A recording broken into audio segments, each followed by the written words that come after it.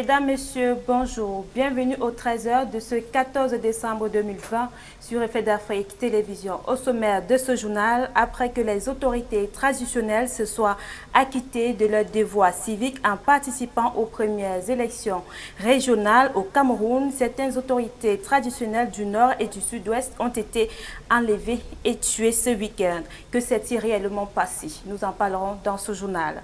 En République démocratique du Congo, plus précisément à l'est du pays, un bilan provisoire de l'armée fait état de 12 morts et plusieurs enlèvements dans le territoire de Beni après une attaque vendredi soir. Mesdames, Messieurs, voilà pour les titres, les détails dans un instant.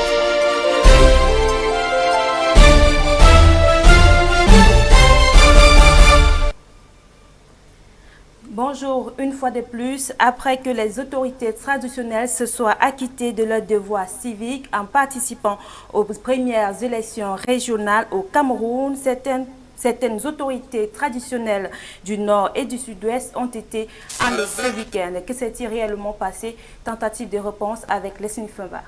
À peine une semaine après la tenue des toutes premières élections régionales au Cameroun, les autorités traditionnelles qui y ont pris part sont confrontées à l'insécurité alors que le gouvernement avait donné la certitude sur leur protection. Le 13 décembre 2020, les chefs des quartiers My 14, 15 and 16 dans la région du Sud-Ouest ont été enlevés par des hommes armés non identifiés jusqu'à ce jour, même si les habitants disent qu'ils ont été enlevés par des combattants séparatistes. Quelques heures après son enlèvement, le corps sans vie du chef Emmanuel Ikoum de la chefferie du quartier My 14 d'Ibanda a été retrouvé dans les buissons. Pour les populations des quartiers d'Ibanda, Bokova et Bolofamba, l'enlèvement et le meurtre des chefs traditionnels est abominable. La fonction de chef traditionnel dans ces régions anglophones a perdu son essence à cause de ces différents enlèvements et meurtres dont ils sont victimes au quotidien. Le samedi 12 décembre 2020, Sa Majesté Ifou Nelson Tete, chef de Kenjom, Ketingum, populairement appelé Smal Bakakim, a été kidnappé et son sort reste toujours inconnu.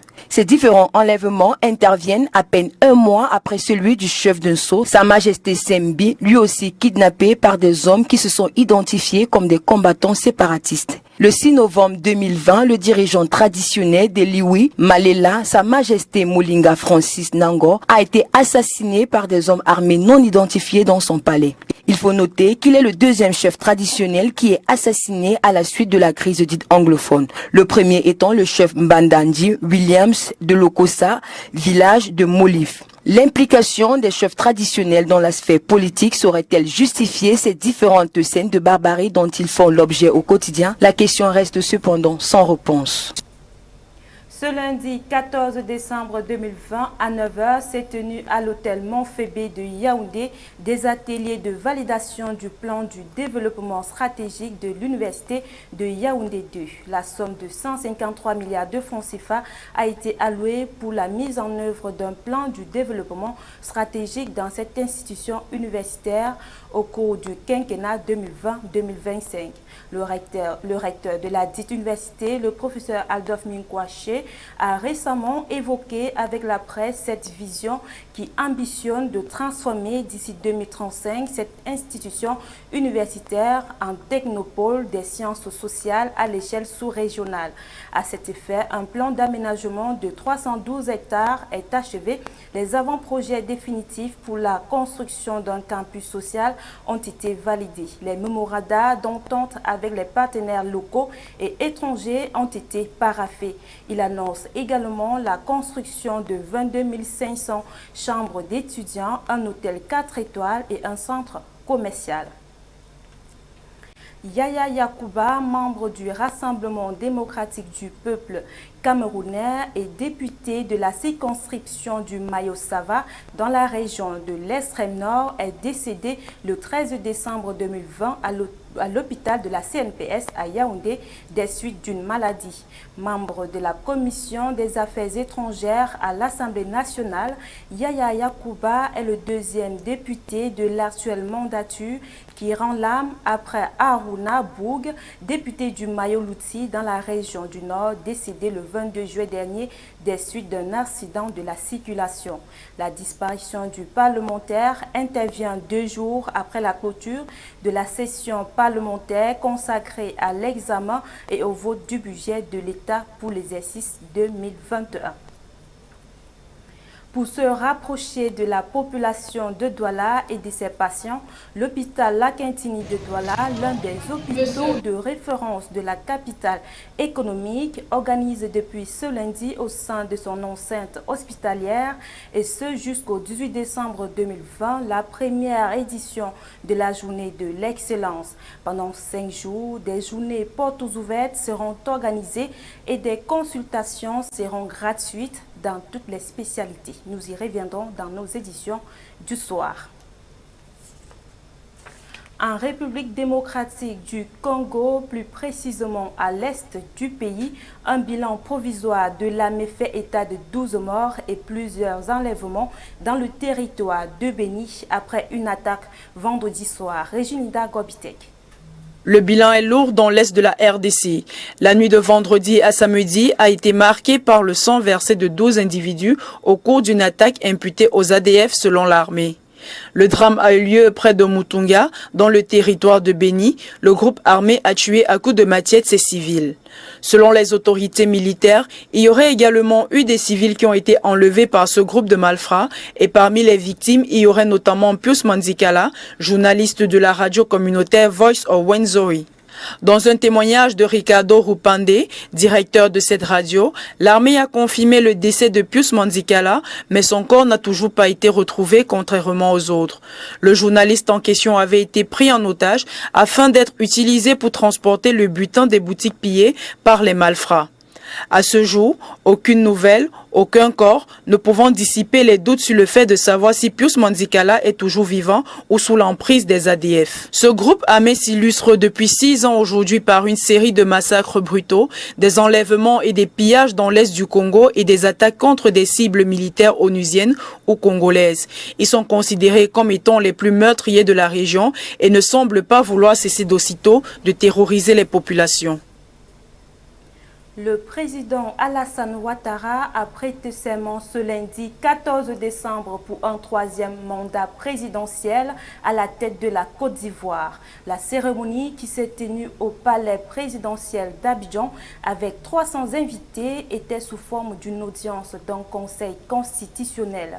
Après son discours solennel et les honneurs militaires, il s'en est suivi un déjeuner officiel auquel ont participé une dizaine de chefs de l'État tels que le Béninois Patrice Talon, le Togolais Faure Gnassingbé, le Congolais Denis Sassou Nguesso et le Ghanéen Nana Akufo-Addo, entre autres. La France était représentée par son ministre des Affaires étrangères, Jean-Yves Le Drian.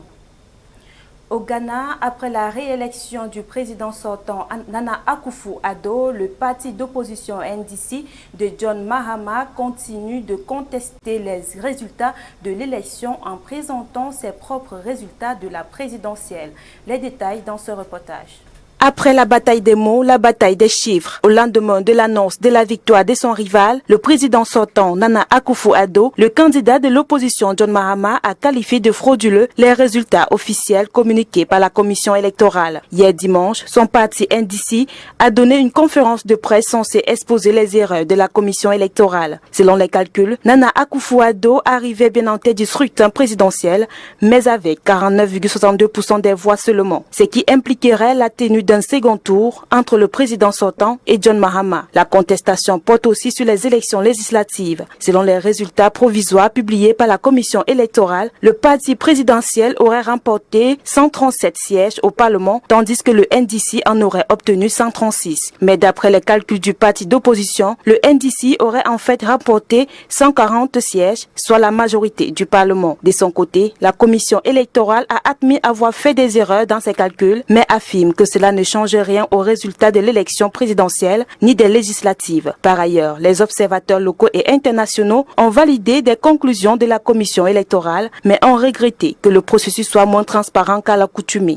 On rappelle qu'en 2016, Nana Akufo-Addo l'avait remporté avec 53,8% des voix. 4 ans plus tôt, en 2012, cela avait été John Mahama avec 50,7% des voix. À cette époque, Nana Akufo-Addo avait contesté la victoire de John Mahama et déposé un recours devant la justice pour invalider les résultats.